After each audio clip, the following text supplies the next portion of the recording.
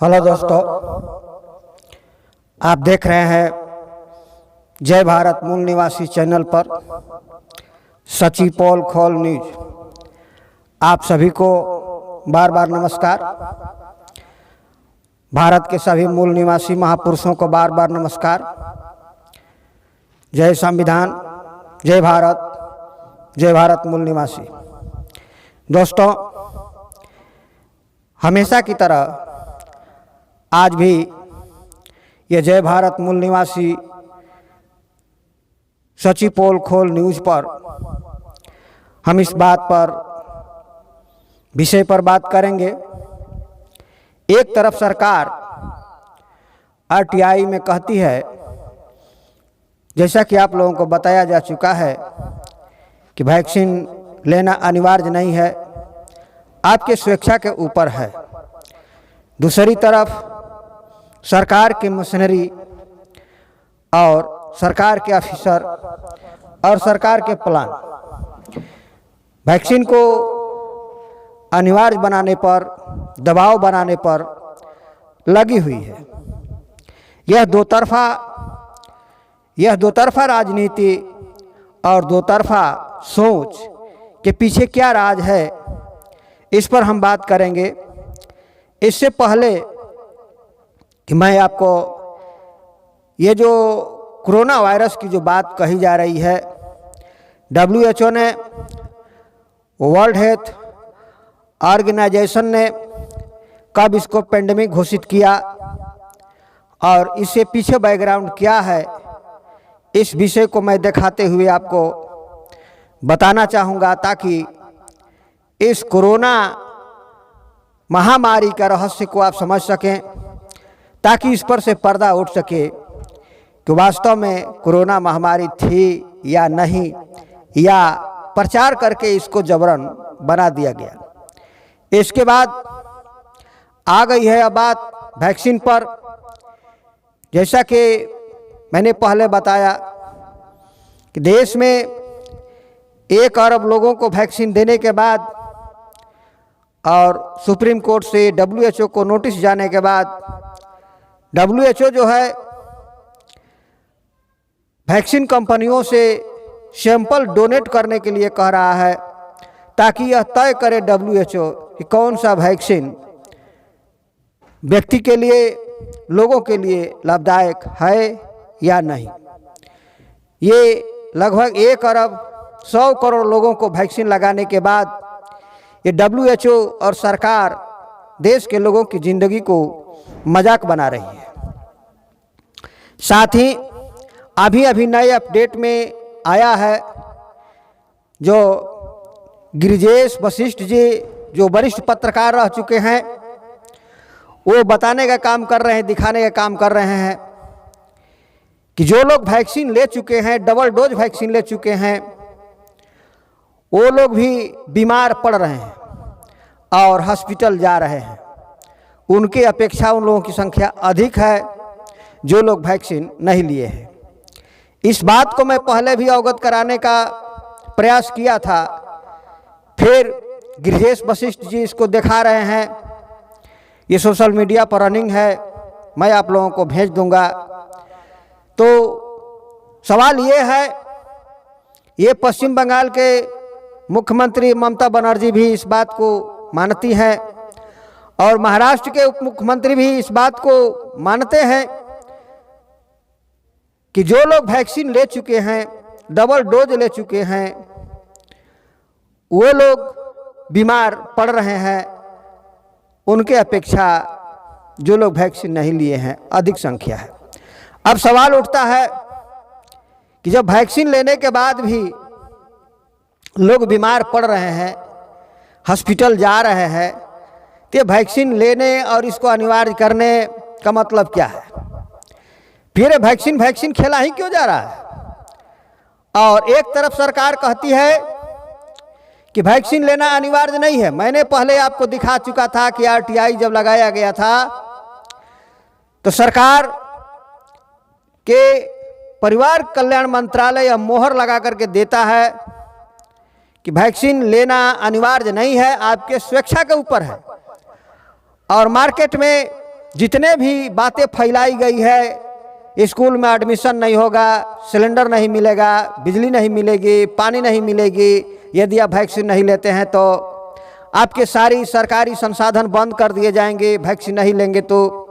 इन सारे सवालों के जवाब में सरकार कहती है कि इन सवालों से वैक्सीन का कोई मतलब नहीं है, नौकरी नहीं लगेगी वैक्सीन नहीं लेंगे तो।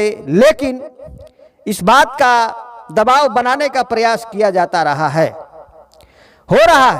अब सरकार ये प्लान बना रही है कि जो लोग वैक्सीन नहीं लिए हैं उनको डोर टू डोर सरकारी अधिकारी भेज करके और वैक्सीन लेने के लिए बाध्य करेंगे। एक तरफ सरकार कहती है कि वैक्सीन लेना अनिवार्य नहीं है, स्वेच्छा के ऊपर है, और दूसरी तरफ ये सरकार की रणनीति है कि डोर टू डोर वैक्सीन लेने के लिए विदा करने वाली है, आपके घर तक लोग जाएंगे। लेकिन ये सरकार इस बात को जवाब नहीं देती है कि डबल डोज वैक्सीन लेने के बाद भी लोग बीमार क्यों पड़ रहे हैं। जो वैक्सीन लेने के बाद इनके साइड इफेक्ट हुए उसका जिम्मेदार कौन है, और कोई भी कंपनी इस बात को जिम्मेदारी लेने को तैयार नहीं है कि उसका वैक्सीन लेने के बाद लोगों को कोरोना वायरस से संक्रमित नहीं होगा और बीमार नहीं पड़ेंगे। इस बात की जिम्मेदारी लेने को कोई कंपनी तैयार नहीं है। और सबसे बड़ी स्पष्ट बात यह हो गई है कि देश में 100 करोड़ लोगों को वैक्सीनेशन करने के बाद WHO वैक्सीन कंपनियों से सैंपल मांग रहा है, यह बात तय करने के लिए कि कौन सी वैक्सीन उपयुक्त है।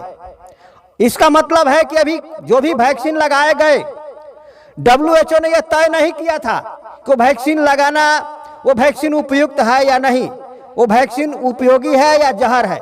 ये WHO ने इस बात को तय नहीं किया गया था, और ये सरकार, ये अधिकारी और ये नेता लोग और समाज में बैठे हुए लोगों को डरा धमका करके, भरमा करके और वैक्सीन लगवाने का काम किया। तो आइए इस कोरोना वायरस के इतिहास पर इसको हम समझते हैं और इसके बाद इस रहस्य को देखते हैं, क्या मामला है, क्या माजरा है। तो आइए इसको हम देखते हैं।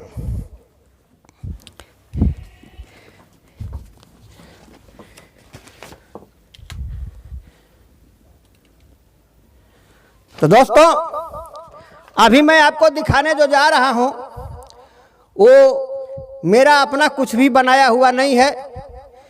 ये WHO जैसे लोगों को जो कोरोना कोरोना कह रहे हैं उनका यह डाटा है। और पहले इस विषय पर हम बात करेंगे कि जो है ये महामारी किस प्रकार की है, या वास्तव में है भी या नहीं है, इस बात को हम दिखाने का प्रयास करेंगे। और इस चार्ट को देखिए, ये चार्ट जो है इसको स्पष्ट रूप से देखिए और इस चार्ट को पढ़िए, और इस चार्ट को मैं पढ़ करके स्पष्ट रूप से मैं सुना देता हूं कि इसमें क्या माजरा है। इसके बाद आपको समझ में आएगा कि वास्तव में कोरोना वायरस महामारी है या नहीं है। तो दोस्तों, ये मैं पहली बार नहीं बल्कि कई बार आपको आगाह कर चुका हूं कि कोरोना वायरस SARS ग्रुप का फ्लू वायरस है। ये सिंपली जो है मौसम चेंज होने पर, वातावरण चेंज होने पर ये होता रहता है। सर्दी बुखार खांसी का सिम्टम्स होता रहता है। और ये रिकॉर्ड के अनुसार मैं आपको बताना चाहता हूं कि फर्स्ट रिवीजन जो है, यानी मेडिकल साइंटिस्टों के जो नज़र में आया था, वो फर्स्ट रिवीजन जो है 1900 ईस्वी में आया था। हालांकि ये सर्दी बुखार खांसी ये सिम्टम्स जो हमेशा से सीजन बदलने पर चलता रहा है, लेकिन मेडिकल साइंटिस्टों के नज़र में 1900 ईस्वी में ये नज़र में आया था और इसको गंभीरता से साइंटिस्टों ने लिया था। तो ये फर्स्ट रिवीजन में ध्यान से इसको सुनिएगा और ध्यान से पकड़िएगा। फर्स्ट रिवीजन में 1900 से 1909 तक ये फर्स्ट रिवीजन में चला। 1900 से 1909 तक फर्स्ट रिवीजन में चला। और जो है इसके बाद 1910 से 1920 तक सेकेंड रिवीजन रिवीजन जो है चला।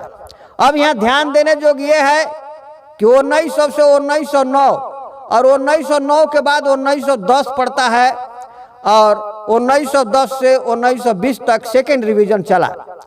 यानी 1900 से 1920 के बीच में कुछ भी गैपिंग नहीं है, ये लगातार चलता रहा। यह ध्यान देने जोग ये बात है।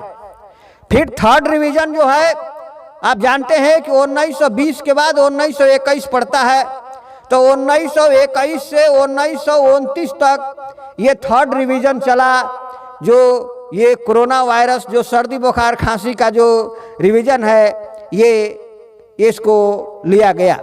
तो थर्ड रिवीजन जो है 1921 से 1929 तक चला। यानी यहाँ भी कोई गैपिंग नहीं है, क्योंकि 1920 के बाद 1921 पड़ता है और 1929 के बाद 1930 चलता है। तो फोर्थ रिवीजन में 1930 से 1938 तक चला। यानी फोर्थ रिवीजन में 1930 से 1938 तक चला। ध्यान इस बात को रखिए कि कहीं भी इसमें गैपिंग नहीं है। फिर फाइव्थ रिवीजन में 1938 के बाद आप जानते हैं कि 1939 पड़ता है, तो फाइव्थ रिवीजन में 1939 से 1948 तक ये कोरोना वायरस का संक्रमण चला। यानी जो है फाइव रिवीजन में 1939 से 1948 तक चला। जैसा कि आप जानते हैं 1938 के बाद 1939 ही पड़ेगा, यानी यहाँ भी बीच में कोई गैपिंग नहीं है। तो 1939 से 1948 तक ये चला। और सिक्स्थ रिवीजन में 1949, जैसा कि आप जानते हैं 1948 के बाद 1949 ही आएगा, तो 1949 से 1957 चला। ये सिक्स्थ रिवीजन जो है 1949 से 1957 तक चला। और एक बाद सेवेंथ रिवीजन जो है 1958 से 1967 चला। जैसा कि आप जानते हैं कि 1957 के बाद 1958 ही पड़ेगा, यहाँ भी कोई गैपिंग नहीं है। तो 1958 के बाद 1958 से 1967 तक चला, ये सिक्स्थ रिवीजन है। और ये भी जानते हैं कि सेवेंथ रिवीजन जो है 1958 से 1967 चला। अब 1967 के बाद 1968 पड़ेगा, तो एट्थ रिवीजन जो है 1968 से 1978 तक चला। ये यहाँ भी कोई गैपिंग नहीं है, ये लगातार चल रहा है। 1968 से 1978 तक चला और 1978 के बाद जो है फिर 1979 पड़ेगा ही। तो ये जो है नाइन्थ रिवीजन जो है, नाइन्थ रिवीजन 1979 से 1998 तक चला। नाइन्थ रिवीजन जो है 1979 से 1998 तक चला। आप जानते हैं कि 1978 के बाद जो है 1979 ही आएगा। और 1979 से नाइन्थ रिवीजन जो है 1998 तक चला। इसके बाद टेंथ रिवीजन जो है, ये टेंथ रिवीजन चल रहा है 1999 से प्रेजेंट तक। ये जो भी चल रहा है ये प्रेजेंट जो है ये टेंथ रिवीजन चल रहा है। यानी 1900 से 1999 तक और अभी तक के बीच में ये कोरोना वायरस को कभी भी कोई गैपिंग नहीं है। इसका मतलब साफ है कि ये हमेशा से है, हमेशा से पहले से ही ये है। और ये सर्दी बुखार खांसी का रिवीजन जो है ये चलता रहता है मौसम के हिसाब से, पानी के हिसाब से और वातावरण के हिसाब से। ये लिस्ट जो है ये ICD revision implemented in the United states का है, ये हमारा बनाया हुआ नहीं है। ये जो है डिटेल्स फॉर आईसीडी रिवीजन का इम्प्लीमेंटेड है। ये आप इसको सीडीसी का है, ये आप देख सकते हैं। ये स्पष्ट रूप से आप इसको देखिए और बढ़िया से इसको पढ़ करके समझिए। ये मैं आपको बताने का काम किया कि ये जो कोरोना वायरस महामारी की जो बात की जाती रही है 1900 ईस्वी में ही मेडिकल साइंटिस्टों के नज़र में आया था और मौसम के हिसाब से ये पहले से ही बना हुआ है।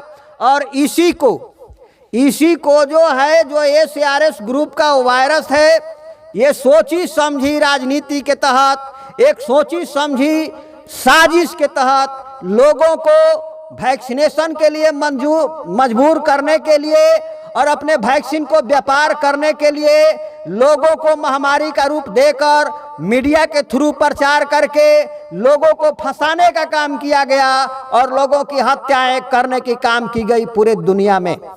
आइए देखिए, इसमें जो है 1 मार्च 11 2020 को novel corona virus disease covid was declared pandemic. ये WHO जो है 11 मार्च 2020 को इसको जो है अपना परी लाइन जो अपना पढ़ सकते हैं, ये CDC का है ये पेंडेमिक घोषित कर देता है। ये जो है 11 मार्च 2020 को नोवेल कोरोना वायरस डिजीज यानी जो है इसको कोविड-19 के नाम से डायरेक्टेड पेंडेमिक जो है इसको WHO घोषित करता है। ये जो है बहुत ही एक सोची समझी साजिश का हिस्सा था ताकि वैक्सीन कंपनियों का वैक्सीनों का व्यापार हो सके। ये वैक्सीन कंपनियों से मिली भगत करके वैक्सीन का व्यापार करने के लिए ये एक इसको पेंडेमिक घोषित करने का काम किया गया और मीडिया में बातें फैला करके महामारी करके लोगों को डराने का काम किया गया। अभी मैं जो आपको दिखा रहा हूं ये अभी ये सरकार का ये परिवार कल्याण मंत्रालय का ये पेपर है। ये जो है 9 मार्च 2021 को जारी हुआ है। ये लोगों ने RTI लगाया है। RTI के माध्यम से ये दिखाने का काम किया गया है। इसमें क्वेश्चन पूछा गया है, कोरोना वैक्सीन लेना स्वैच्छिक है या अनिवार्य या जबरदस्त। यानी जो है आवेदक पूछ रहा है कि कोरोना वैक्सीन लेना स्वैच्छिक है या अनिवार्य है या जबरदस्ती है। सरकार इसमें उत्तर देती है कि कोरोना वैक्सीन लेना स्वैच्छिक है, यानी आप पर कोई दबाव नहीं है। दूसरा सवाल है, क्या वैक्सीन नहीं लेने पर सारी सरकारी सुविधाएं बंद कर दी जाएगी, सरकारी योजना पेंशन आज। तीसरा क्वेश्चन है, क्या वैक्सीन नहीं लेने पर सरकारी नौकरी मिलेगा, ट्रेन बस मेट्रो में चढ़ने को नहीं मिलेगा यदि वैक्सीन नहीं लेता है तो। तीसरा क्वेश्चन है। चौथा क्वेश्चन है, यदि कोई IAS IPS स्वास्थ्य या पुलिस कर्मचारी नागरिक को धमकी दे कि वैक्सीन नहीं लेते हैं तो ये कर देंगे वो कर देंगे, नागरिक क्या कर सकती है, क्या कोर्ट जा सकती है। पांचवा है, क्या वैक्सीन नहीं लेने पर स्कूलों कॉलेज विश्वविद्यालय गैस कनेक्शन पानी बिजली कनेक्शन राशन आदि के लिए क्या वैक्सीन नहीं लेने पर ये सुविधाएं बंद कर दी जाएगी। छठा क्वेश्चन है, क्या वैक्सीन नहीं लेने पर नौकरी से निकाला जा सकता है, वेतन रोका जा सकता है, निजी सरकारी विभागों और दोनों में या प्राइवेट में। इन सारे सवालों के जवाब में सरकार क्या कहती है, आवेदन में लिखी बातें, जो आवेदन में लिखी बातें हैं वो निराधार है, इसका कोई आधार नहीं है। किसी भी सरकारी सुविधा नागरिकता नौकरी इत्यादि से वैक्सीन का कोई संबंध नहीं है। ये है RTI के जवाब में। और आगे कहते हैं कि यदि आप इस उत्तर से संतुष्ट नहीं हैं तो सुश्री सुनीता नायर उप सचिव CBSE 435 CV स्वास्थ्य परिवार कल्याण मंत्रालय भवन नई दिल्ली से इस उत्तर की प्राप्ति 30 दिनों के भीतर अपील कर सकते हैं, जो इस मामले में अपनी पदाधिकारी हैं। ये भौदी है संशय सिंह स्वरूप सिंह और जो है अवर सचिव CPIO भारत सरकार। ये भारत सरकार इसको जो है लिख करके देती है कि जो है वैक्सीन लेना अनिवार्य नहीं है। स्पष्ट रूप से आप इसको देख लीजिए, ये सरकार का मोहर लगा हुआ है और मैंने भी इसको कई बार आपको दिखाने को और सचेत करने का काम किया है। इसको स्पष्ट रूप से आप देख सकते हैं और पढ़ सकते हैं और ये आपके पास भी उपलब्ध हो सकता है। तब जब सवाल ये उठता है कि जब वैक्सीन लेना अनिवार्य नहीं है, जब वैक्सीन लेना अनिवार्य नहीं है तब जो है ये सरकार इसको क्यों अनिवार्य बना रही है। क्योंकि सवाल ये है कि जो सैकड़ों साल से 1900 ईस्वी से सर्दी बुखार खांसी का ये सिम्टम्स जो है चल रहा है और हमेशा चलता रहा है और इसको महामारी का रूप दे करके भयावह बनाने का काम किया गया। जैसा कि मैंने कई बार इसको बताने का काम किया, आखिर जो है कई बार बताने का काम किया, आखिर जो है ये जो है ACRS ग्रुप का फ्लू वायरस है, इसमें कोई डरने वाली बात नहीं है। ये सिंपली सा चीज जो है मैं कई बार ये बताने का प्रयास किया है कि यदि आप जैसे सर्दी होता है, जैसे आपको सर्दी का सिम्टम्स होता है, आप अपने नाक के श्लेष्मा को सफाई करके यदि सरसों तेल में यदि आप कपूर मिला करके नाक में खींचने का काम करते हैं तो ये 3 दिन में सर्दी पक जाती है ये कोरोना वायरस का। और इससे भी ज़्यादा यदि आपको खुश्की और खांसी का व्यवहार में आता है, लगता है कि आपको खांसी हो रही है, तो इसमें कोई खर्च नहीं है, मैं बता चुका हूँ। दो चार दाने काली मिर्च और गुड़ और कच्चा अदरक धुलाई करके यदि तीनों एक साथ चबा चबा करके आप खाते हैं और जो है साथ में गुड़ खाते हैं, तीनों गोल मिर्च गुड़ और अदरक, इसको जो है एक एक खुराक में 3-3 4-4 दाने खाते हैं। इस तरह से जो है 20-25 दाने गोल मिर्च का खाते हैं और अदरक खाते हैं और गुड़ खाते हैं, तीनों मिला करके, तो ये चली जाने वाली बीमारी है और हमेशा आपका रिपोर्ट जो है निगेटिव आने वाला है। तो ये जो है ये ट्रायल है, इसमें कोई महामारी की बात नहीं थी। ये अदरक लौंग इलायची से जाने वाली बीमारी को महामारी बना करके अब वैक्सीन करने पर लगे हैं। जैसा मैंने आपको बताया कि कोई कंपनी वैक्सीन का, वह कोई कंपनी जो है इस बात की गारंटी देने को तैयार नहीं है कि यदि उसका वैक्सीन लिया जाता है तो ये कोरोना वायरस से संक्रमित नहीं होगा। अभी नए अपडेट में गिरिजेश वशिष्ठ जो है वरिष्ठ पत्रकार हैं, इस मुद्दों को उठाने का काम किया है, दिखाने का काम किया है। ये पश्चिम बंगाल के ममता बनर्जी और महाराष्ट्र सरकार भी इस बात को स्वीकृति दिया है कि डबल डोज लेने के जो वैक्सीन के लोग जो डबल डोज ले चुके हैं वो फिर भी बीमार पड़ रहे हैं। अब सवाल ये है कि जब वैक्सीन लेने के बाद भी जब लोग बीमार पड़ रहे हैं तो ये वैक्सीन खेलने की क्या जरूरत थी, जब अदरक गोल मिर्च से और गुड़ से ये ठीक हो जाने वाली बीमारी थी। मैं आपको बताना चाहता हूँ कि मैं प्रगट उदाहरण हूँ, मैंने हमेशा इसको इस्तेमाल किया है और आज तक मुझे कुछ नहीं हुआ है, ना कोई मुझे कोरोना वायरस, या क्योंकि ये वायरस का नियम है कि जब एक बार जो है ये शरीर के बॉडी से जब गुजरता है और आपकी इम्यूनिटी जीत जाती है तो आप उससे सुरक्षित हो जाते हैं। ये आना जाना लगा रहता है, आपको कोई खतरा पहुंचाने वाली बीमारी नहीं है। अब आपको ICMR के गाइडलाइन में कुछ बातें आपको बताने जा रहा हूं। ये है ICMR के गाइडलाइन में किस तरह से जो है आपको फंसाने का काम किया जाता था, ये खेल चलता था हॉस्पिटल में। ये जो मैं आपको बताने जा रहा हूं इसको आप ध्यान से देखिए।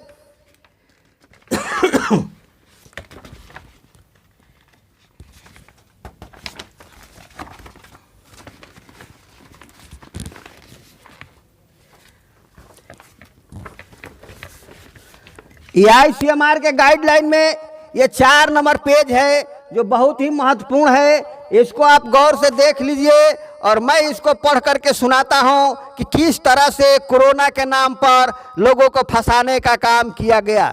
ये 4 नंबर पेज जो है बहुत ही महत्वपूर्ण है, इसको जो है आपको दिखाने का काम कर रहा हूं, स्पष्ट आपके स्क्रीन पर दिख रहा है।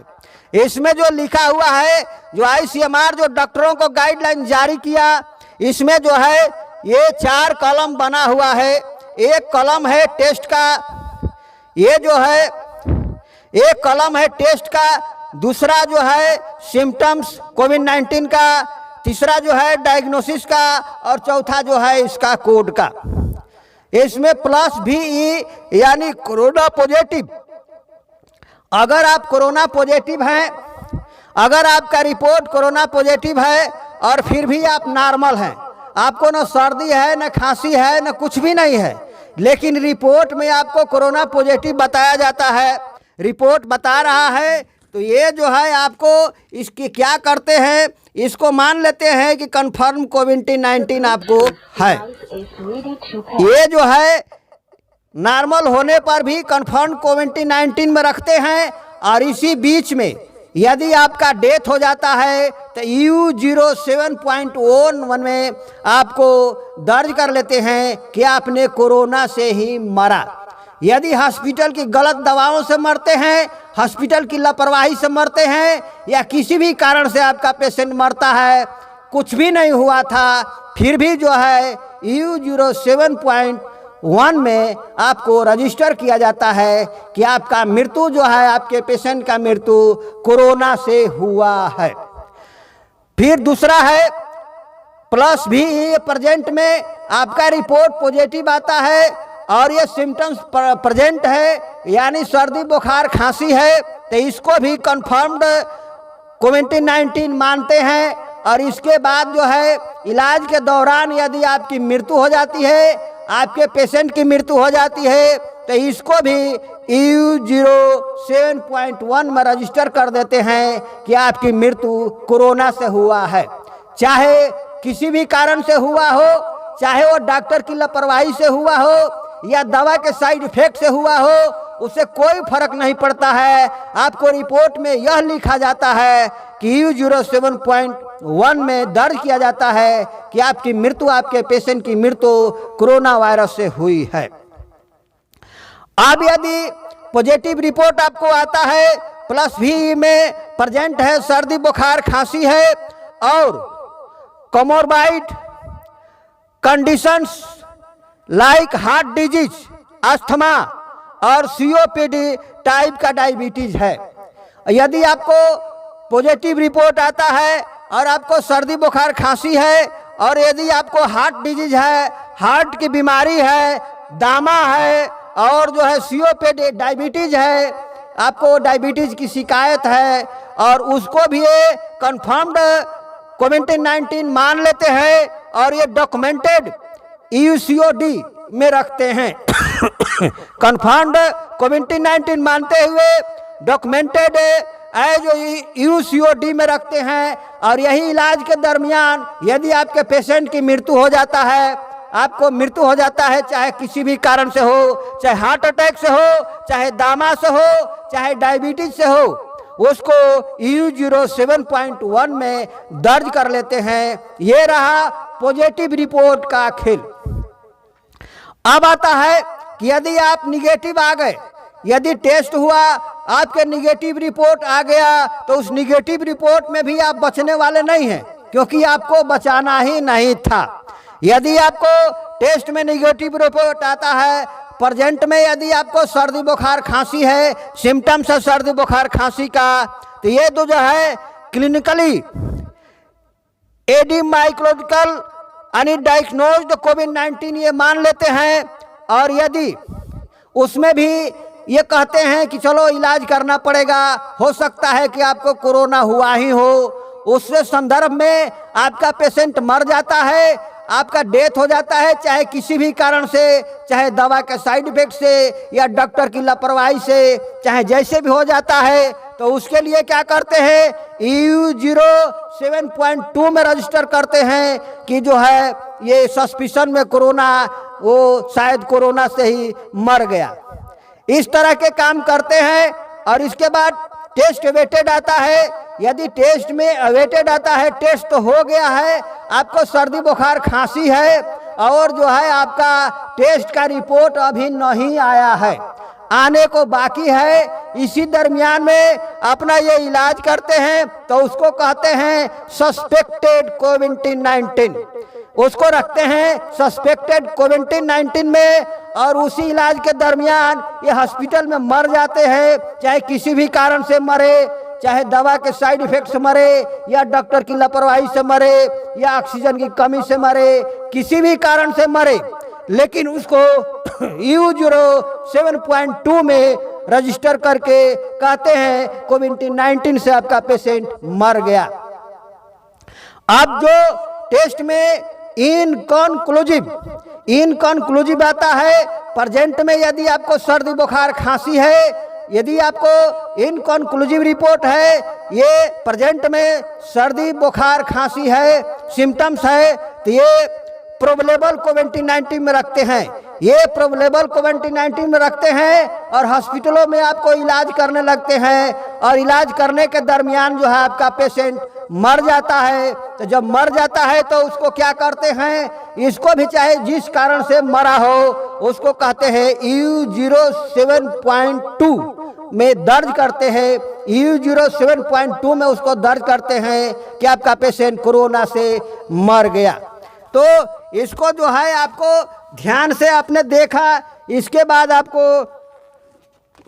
एक और पॉइंट आपको बता देता हूं, जो कि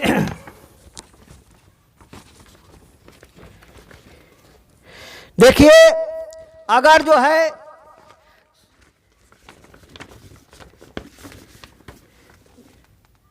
ये एग्जाम्पल 2 देखिए, ये एग्जाम्पल 2 में इसको पढ़िए, आपके सामने कर देता हूं।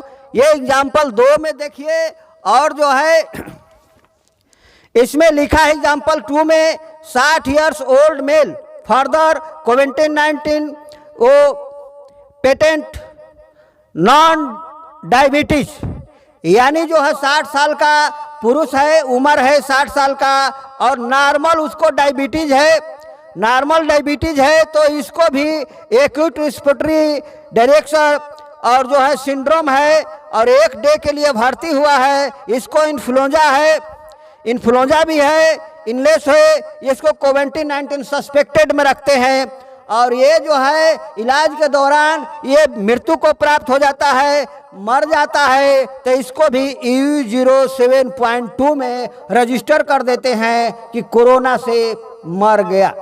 इस तरह से ये काम हो रहे थे। अब जो है एग्जाम्पल नंबर 3 में है, 50 बरस का ओल्ड फीमेल है, ये कंप्लीटेड डेमोथेरेपी ब्रेस्ट कैंसर का ये मरीज है, ये ब्रेस्ट कैंसर का मरीज है, और इनको भी जो है ये 2 दिन से हॉस्पिटल में भर्ती है सिम्टम्स है। तो इनको जो है ये निमोनिया अगर इसको है, और निमोनिया में एक कोविड-19 5 दिन से है, ये भी इलाज के दौरान मर जाती है, तो इसको भी लिखते हैं EU07.1। EU07.1 में इसको जो है दर्ज कर लेते हैं। इस तरह से जो है आगे खेल चलता है। 76 बरस का ओल्ड मेल है, और जो है इसको ये भी जो है एक्यूट कार्डियक से, यानी इसको हार्ट अटैक की बीमारी है, और जो है पहले से, और ये सबसे बड़ी बात ये है कि ये जो है इसको 15 बरस से डायबिटीज था, और ये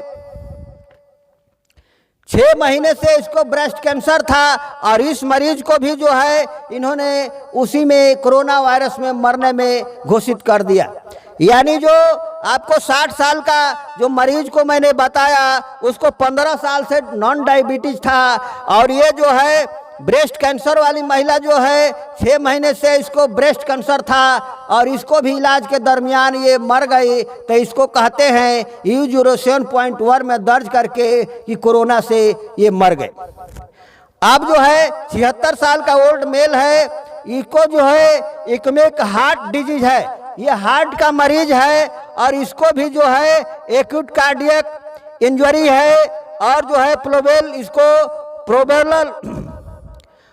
प्रोबेबल जो है कोविड-19 में रखते हैं, और ये भी इलाज के दरमियान जो मर जाता है, तो इसको EU07.2 में रजिस्टर कर देते हैं कि कोरोना वायरस से ये मर गया। तो दोस्तों इस तरह से जो है आपको कोरोना वायरस के नाम पर निगेटिव और पॉजिटिव का खेल खेल करके फंसाने का काम चल रहा था, और ये टीवी पर न्यूज में चारों तरफ जो है भय बनाने का काम चल रहा था। जैसा कि ICMR के गाइडलाइन में 4 नंबर पेज पर आपने देखा स्पष्ट रूप से, जिसका निगेटिव रिपोर्ट है, अवेटेड रिपोर्ट है या इनकॉन्क्लूसिव रिपोर्ट है, हर हालत में उसको कोविड-19 में डेथ दिखाने का काम किया गया। तो इस तरह से जो है ये काम चल रहा था, और जो है इस तरह से ये काम चल रहा था, और धांधली चल रहा था। ये चारों तरफ भयावह की स्थिति बनाया गया, अब जो है वैक्सीन पर आ गया है, चारों तरफ से मामला वैक्सीन पर आ गया है। अब ये वैक्सीन कर रहे हैं। एक तरफ ये आरटीआई में लिख करके देते हैं कि वैक्सीन लेना अनिवार्य नहीं है, और दूसरी तरफ जो है चारों तरफ से प्रेस और दबाव बना करके वैक्सीन दिलाने का काम करते हैं। लेकिन इस बात का जवाब नहीं देते हैं कि जो लोग वैक्सीन ले चुके हैं और उनके साइड इफेक्ट हुए हैं और मर गए हैं, तो उनका जिम्मेदार कौन होगा। मेरा सवाल ये है कि कौन सा कंपनी है जो वैक्सीन कंपनी जो इस बात की गारंटी लेती है कि उसका वैक्सीन लेने से कोरोना वायरस या संक्रमण नहीं होगा। ये वैक्सीन जो है टेस्ट कब लिया गया? जब पेंडेमिक 2011 में 2020 को हुआ, तो ये वैक्सीन जो है टेस्टेड कब हुआ, इसका ट्रायल कब हुआ? जबकि सच बात यह है कि वैक्सीनों को ट्रायल करने में 10 साल का समय लगता है, उसको जो है एग्रीमेंट होता है और कुछ लोगों पर उसको टेस्ट किया जाता है। दोस्तों, जबकि आपको मैं पहले बता चुका हूं कि अभी जो WHO जो है 1 अरब यानी भारत जैसे देश में 100 करोड़ लोगों को वैक्सीन लगाने के बाद ये WHO जो है वैक्सीन कंपनियों से सैंपल डोनेट करने के लिए कह रहा है, ताकि यह परीक्षण किया जा सके कि कौन सा वैक्सीन उपयुक्त है यानी सही है। यानी अभी तक जो है 100 करोड़ लोगों को वैक्सीन लगाने के बावजूद भी ये बात तय नहीं था कि वैक्सीन आपके लिए फायदेमंद है या नहीं है। फिर भी आपको गुमराह करके गैस नहीं मिलेगा, स्कूल में एडमिशन नहीं होगा, राशन नहीं मिलेगा, बिजली नहीं मिलेगा, पानी नहीं मिलेगा, इन तमाम तरह की बातों से डरवा करके वैक्सीन दिलाने का काम किया गया। और इस बात की जिम्मेदारी कोई लेने को तैयार नहीं है कि जो लोग वैक्सीन लेने के बाद बीमार पड़ते हैं या उनको साइड इफेक्ट होता है तो उसका जिम्मेदार कौन होगा। ये न सरकार जिम्मेदार ले रही है, क्योंकि आपके साथ जो फॉर्म भरा जाता है उस पर वो होता है कि आप स्वेच्छा से वैक्सीन ले रहे हैं, अपनी मर्जी से वैक्सीन ले रहे हैं। तो जो है मैं आपको ये बताना चाहता हूं कि शुरू से ही मैंने लिस्ट दिखा करके बता दिया कि कोरोना वायरस जो है 1900 ईस्वी में मेडिकल साइंटिस्टों के नज़र में आया था, और ये मौसम के हिसाब से हमेशा आता जाता रहता है। और वायरस का नियम है कि जो वायरस आपके बॉडी में प्रवेश किया और इम्यूनिटी जो है उसको जीत गई, तो वो आपको बीमारी घातक नहीं हो सकता है। जो भी बीमारी ये घातक हुआ है टीवी चैनलों पर इसको भयावह स्थिति बनाने के बाद हुआ है। लोगों को डराने का काम किया गया, लोगों को भयभीत करने का काम किया गया, और इसको जो है भयभीत करके लोगों को ये मारने का काम किया गया। मैं आपसे पूछता हूं कि रेमडेसिविर का क्या हुआ?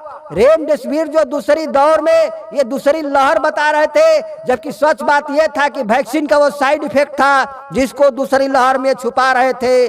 उसमें रेमडेसिविर इंजेक्शन चला था, जबकि ये WHO ने भी मंजूरी नहीं दिया था, लेकिन ये डॉक्टर लोग धड़ल्ले से उसको चला रहे थे। वो इंजेक्शन 10-10 हजार को बिक रहे थे, और लोग ऑक्सीजन का सिलेंडर 50-50 हजार में खरीदने के लिए मजबूर हो गए थे अपने पेशेंट को बचाने के लिए। लेकिन वो रेमडेसिविर इंजेक्शन का क्या हुआ आज उसका आता पता नहीं है। इस तरह से कोरोना के नाम पर फ्रॉड करके कमाई किया जाता है और आपके जिंदगी से खिलवाड़ करने का काम चल रहा है। आप सवाल नहीं पूछते हैं, आप अपनी जिम्मेदारी का निर्वाह नहीं करते हैं, इसलिए आपको फंसाया जा रहा है और आगे भी फंसाया जाएगा। जैसा कि मैंने आपको बताया कि एक तरफ सरकार कहती है कि वैक्सीन लेना आपके स्वेच्छा के ऊपर है, और दूसरी तरफ ये सरकार घर घर में उन लोगों को वैक्सीन देने जा रही है जो वैक्सीन नहीं लेना चाहते हैं। मैं ये सवाल पूछता हूं कि पहले ये बता दो को कौन से वैक्सीन की कंपनी है जो अपने वैक्सीन की गारंटी लेती है। दूसरा सवाल ये है कि जो वैक्सीन ले चुके हैं वो बीमार क्यों पड़ रहे हैं, उनकी जिम्मेदारी कौन लेगा। अगर लोग वैक्सीन लेने के बाद बीमार पड़ रहे हैं, फिर भी वो उनकी मौतें हो रही है, फिर भी वो संक्रमित हो रहे हैं। तो ये वैक्सीन लेने का मतलब क्या है? क्यों वैक्सीन लिया जाए जब ये महामारी है ही नहीं? ये शुरू से मालूम है कि ये महामारी नहीं है। मैं गारंटी और दावे के साथ कहता हूं कि ये महामारी जो है बनाया गया भय फैला करके। ये रिपोर्ट बताता है कि ये महामारी फैलाया गया, ये महामारी प्रचार करके फैलाया गया। ये SRS ग्रुप का वायरस है। और सबसे बड़ा उदाहरण है कि जो देश लॉकडाउन नहीं किए वो वहां मरने वालों की संख्या और बीमार पड़ने वालों की संख्या कम था, बिल्कुल कम था। इसलिए कि वहां की सरकारें और वहां की मीडिया इसको महामारी के रूप में प्रचार नहीं किया, इसलिए वहां के लोग नहीं डरे। और जहां के लोग नहीं डरे वहां के लोग फिट रहे। भारत जैसे देश में जो WHO के मेंबर आ गए, अपने अपने देशों में वहां की मीडिया और वहां की सरकारें इसको भयावह बनाने का काम किया, इसलिए वहां डर पैदा हुआ, वहां के लोग डर गए और मात्र सिंपल से सर्दी बुखार खांसी से उनकी इतना भय हुआ कि हृदय का धड़कन, हार्ट अटैक, तमाम तरह का उपद्रव से उनकी मौतें हुई और हॉस्पिटलों में उनके लापरवाही के साथ मौतें हुई। तो मैं आपको यह भी बता देना चाहता हूं कि आपको मालूम होगा कि कोरोना के नाम पर जो हॉस्पिटलों में भर्ती होते थे उनसे 10-10 लाख, 20-20 लाख, 5-5 लाख के वसूली डॉक्टरों ने किया, जबकि ये मामूली से, ये साफ सफाई से, ताजे पानी पीने से, ताजे पानी नहाने से और अदरक, गुड़, मिर्च और गुड़ से जाने वाली बीमारी है। बिल्कुल ये क्लियर है और ये कुछ होने वाला नहीं है। ये जो है आपके नाक की सफाई रखने से और नमकीन पानी से नाक की धुलाई करने से ये जाने वाली बीमारी है। मैंने पहले वीडियो में बता दिया हूं कि यदि आप अपने को निगेटिव रखना चाहते हैं तो थोड़ा सा गुड़, 1 इंची अदरक और थोड़ा सा गोल मिर्च चबा चबा करके इसको खा लीजिए। आपका इम्यूनिटी मजबूत रहेगा और आपको कहीं कुछ होने वाला नहीं है। वायदे यदि आपको सर्दी हो जाता है तो सरसों तेल में अगर 50 से 100 ग्राम सरसों तेल है उसमें 4-5 टिकिया कपूर मिला करके हिला दीजिए और नाक की सफाई करके उसको 2-2, 4-4 बूंद खींच लीजिए। ये 2-3 दिन में आपकी सर्दी पक जाती है, इसमें भी कहीं कुछ होने वाला नहीं है। तो दोस्तों, ये आपका ज़्यादा समय न लेकर के मैं आपको बताना चाहता हूँ कि मेन विषय ये है कि एक तो सरकार, कोई भी वैक्सीन कंपनी ये गारंटी लेने को तैयार नहीं है कि उसका वैक्सीन ग्रांटेड है कि वो संक्रमित नहीं होगा। दूसरा सवाल ये है कि WHO अब सैंपल मांग रहा है वैक्सीन कंपनियों से, आकि डोनेट करो अपना अपना सैंपल, ताकि यह तय किया जाए कि कौन सी वैक्सीन सही है, कौन सा वैक्सीन पॉइजन है। यानी अभी तय ही नहीं था कि वैक्सीन जायज है, ये वैक्सीन फायदेमंद है या नहीं, और करोड़ों करोड़ों लोगों को, भारत जैसे देश में 100 करोड़ लोगों को दे दिया गया। ये WHO के फरमान से सिद्ध होता है कि वैक्सीन ये कंफर्म नहीं था, लेकिन लोगों को डरा धमका करके, भरमा करके और जो है वैक्सीन दिलाने का काम किया गया। तमाम इन लोगों में एक साइड इफेक्ट भी हुआ और जो है इस तरह के एक तो मामला ऐसा है कि वैक्सीन देने के मात्र 3 घंटे के अंदर उसका मृत्यु हो गया। वो केस भी कोर्ट में गया। उससे ऐसी घटनाओं को जिम्मेदार कौन है? तो तीसरा चीज ये है कि जब महामारी पहले से, ये कोरोना वायरस सैकड़ों साल से चल रहा है, तो इसको महामारी घोषित करने की जरूरत क्या थी?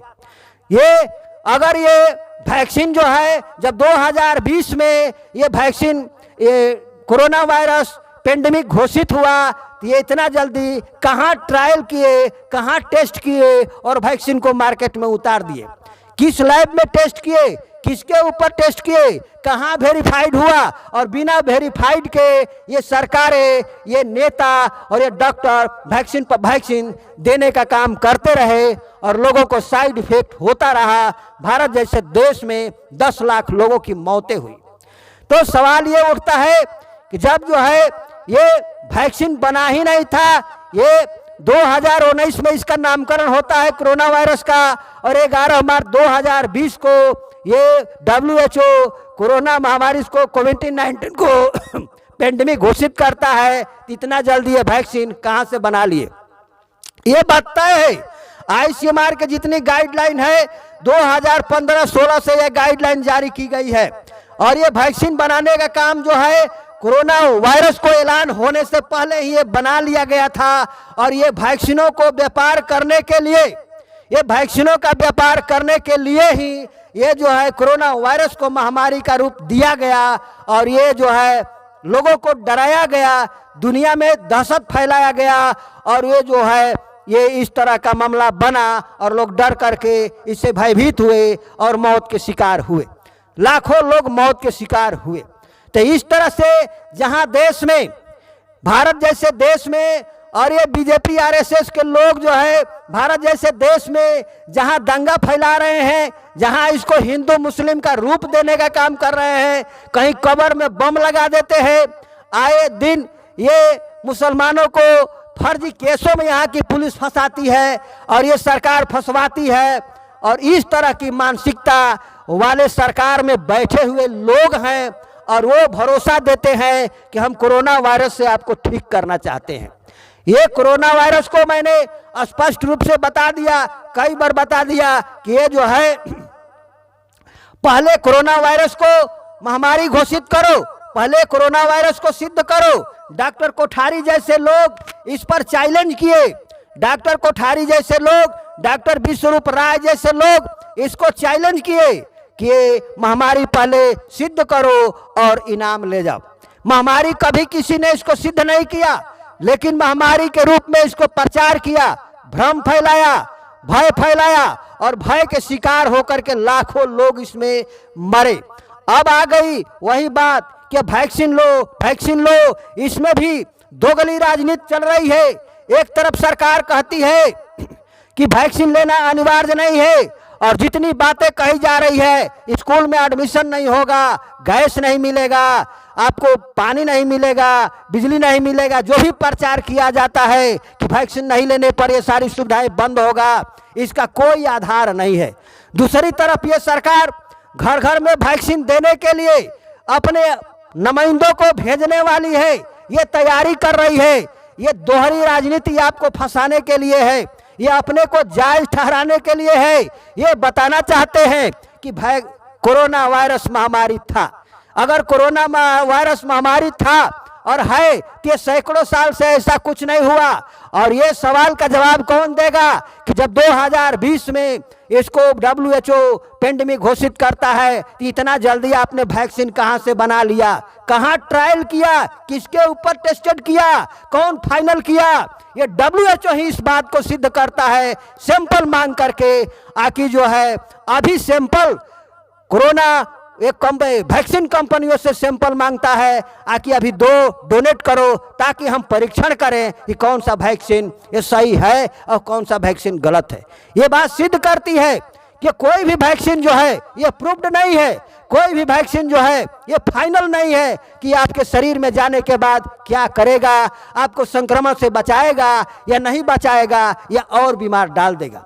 लेकिन इतना बात हुआ, लोगों ने वैक्सीन डराने धमकाने से या अंधविश्वास में लिए और बीमार भी पड़े और मरे भी, और उसको दोहरी लहर, तीसरी लहर में छुपाने का प्रयास किया गया।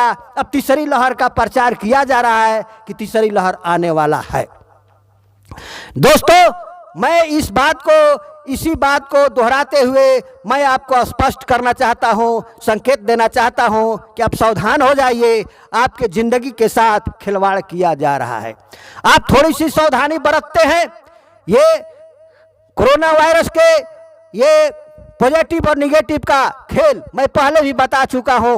कोई भी वायरस जब शरीर में गुजरता है तो उसका कचरा जो है वो तुरंत गायब नहीं होता है, वो शरीर में 15-20 दिन तक बना रहता है और धीरे धीरे नष्ट होता है।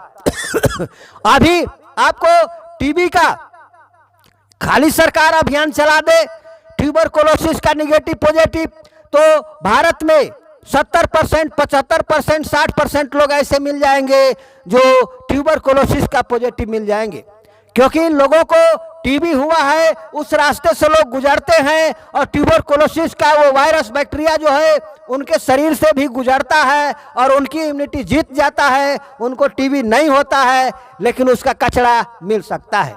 इसी तरह से ये कोरोना वायरस ये जो है फ्लू वायरस है, ये आपके शरीर से गुजरा और जो है गुजरने के बाद ये आपकी इम्यूनिटी जीत गई, आप स्वस्थ रहे, लेकिन आपके शरीर में वो कचरा रहता है। वही कचरा जब मिलता है तो ये कहते हैं कि पॉजिटिव है।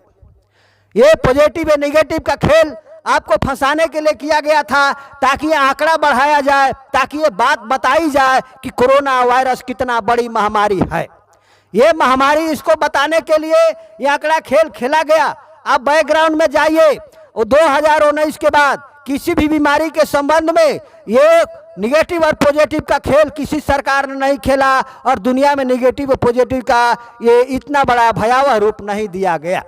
ये कोरोना के नाम पर ही सब लोग जान गए कि क्या निगेटिव और पॉजिटिव का खेल किस तरह से किया गया। आप इससे जो है संबंधित रहते हैं। इन्हीं शब्दों के साथ जो है मैं आपको ध्यान दिलाते हुए मैं अपनी बात को पूरी करता हूं कि आप सावधान रहिए और सवाल पूछिए। जो भी आपको वैक्सीन देने के लिए सवाल पूछिए, को कौन सी कंपनी है, कौन सी गारंटी लेती है, जो वैक्सीन लेने के बाद ये जो है आपको कहीं कुछ नहीं होगा। मैं तो कहता हूं कि सरकार यदि जनता के प्रति इतना जो है वो दयावान है, तो पहले तो ये कोई भी वैक्सीन बात तय हो गया कि ये प्रूव्ड नहीं है, ये ट्रायल नहीं है, आप पर ट्रायल कर रहे हैं, आप पर ये ट्रायल डायरेक्ट कर रहे हैं। तो आप दावा ठोकिए कि मैं उस कंपनी का वैक्सीन लूंगा जो आपके अकाउंट में 10 करोड़ रुपया डोनेट करे, और यदि उसका वैक्सीन लेंगे और वो जो 10 साल का एग्रीमेंट करे, वो कंपनी 10 साल का एग्रीमेंट करे और 10 करोड़ रुपया उसके अकाउंट में जमा करे, यदि उसको संक्रमित नहीं होगा, वो 10 साल तक स्वस्थ रहेगा, तो कंपनी अपना 10 करोड़ रुपया वापस ले लेगी। अगर वो व्यक्ति बीमार पड़ेगा, यदि उसको कुछ होता है, तो वो कंपनी जो है उसको 10 करोड़ रुपया दान कर देगी। जब तक ये कंपनी आप टाइट नहीं होंगे अपने अधिकारों के प्रति, एक तरफ सरकार कहती है कि वैक्सीन लेना अनिवार्य नहीं है, दूसरी तरफ ये सरकार आपको फंसाने के लिए दरवाजे दरवाजे पर भेजती है कि नहीं वैक्सीन लेना ही पड़ेगा। एक तरफ सरकार कहती है कि जो है ये वैक्सीन लेना स्वैच्छिक है, और दूसरी तरफ ये भय पैदा करने का काम करती है कि स्कूल में एडमिशन नहीं होगा, बिजली नहीं मिलेगा, पानी नहीं मिलेगा। ये कौन लोग थे, ये कौन लोग कर रहे थे? ये सरकार और ये पदाधिकारियों के नुमाइंदे जो वैक्सीन कंपनियों से पैसा खाते थे, ये रिश्वत खाते थे, वे लोग इस बात को प्रचार कर रहे थे। ये इस बात को जवाब दे पहले। अभी मैं ब्रिजेश गिरिराज, ये जो ब्रिजेश वशिष्ठ जो है अभी भी आप दिखा रहे हैं, चाहे पश्चिम बंगाल का मामला हो, ममता बनर्जी ने भी स्वीकार किया, महाराष्ट्र के उप मुख्यमंत्री ने भी इस बात को स्वीकार किया कि डबल डोज वैक्सीन लेने के बाद भी लोग बीमार पड़ रहे हैं। तो जब डबल डोज वैक्सीन लेने के बाद बीमार पड़ रहे हैं, तो फिर इसका मतलब क्या है? क्यों बीमार पड़ रहे हैं, क्यों बीमार पड़ रहे हैं? जब बीमार पड़ना ही है तो वैक्सीन लेने का मतलब क्या है? कौन जवाब देगा इसका? वैक्सीन लेने के बाद जो बीमारियां होती है, लोगों को साइड इफेक्ट होता है, कौन जवाब देगा उसका? कौन जिम्मेदारी लेगा? और जिम्मेदारी नहीं लेगा तो हम आपकी बात को क्यों माने? जब ये महामारी गोल मिर्च अदरक से जाने वाली है तो हम इसको महामारी क्यों माने? ये आपकी नासमझी है जो आप टीवी पर अखबारों में पढ़ करके आप ऐसा देखते हैं और मान लेते हैं। इन्हीं शब्दों के साथ आपका ज्यादा समय न लेते हुए मैं आपसे विदा लेना चाहता हूं। अपना ख्याल रखिए, और जो है आपको घर घर में वैक्सीन देने वाली है सरकार। एक तरफ कहती है कि वैक्सीन अनिवार्य नहीं है, दूसरी तरफ आपको घर घर में देने वाली है, बताने वाली है, लेकिन कोई गारंटी लेने वाली नहीं है, कोई गारंटी लेने वाली नहीं है कि आपको कुछ होगा तो उसका जिम्मेदार कौन होगा। तो इन्हीं शब्दों के साथ मैं आपको बात को विराम देता हूं। अपना ख्याल रखिए। धन्यवाद। आप सभी को नमस्कार।